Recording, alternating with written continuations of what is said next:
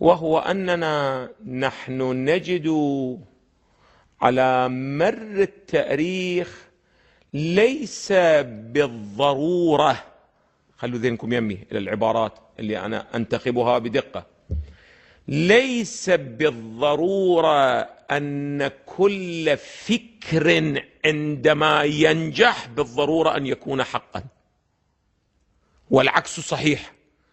ليس بالضرورة عندما يفشل فكر أو لا يحقق أهدافه يعني فكر ماذا؟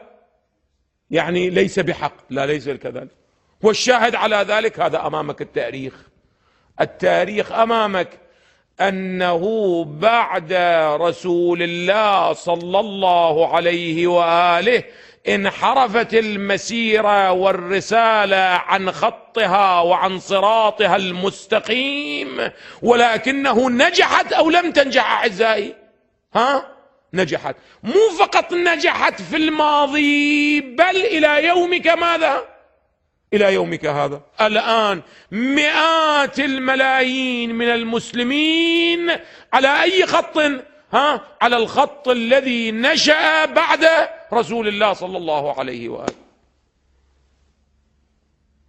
والعكس صحيح أيضا، والعكس صحيح، وهو أن التجربة النبوية الصحيحة والتجربة العلوية الصحيحة، لأنه احنا ما عندنا في تاريخنا تجربة معصومة إلا التجربة النبوية والتجربة ماذا؟ والتجربة العلوية. نعم، والتجربة الحسنية كانت ماذا؟ ضيقة جدا، ما كان لها إلا أشهر أعزائي. أما التجربتان الأصليتان هما التجربة النبوية والتجربة ماذا؟ العلوية، وهما استطاعتا أن تؤتي أكلها أو لم تستطع. ما أريد أقول فشلت 100%، ولكنه النجاح كان حليف ماذا؟ ما يعارضه.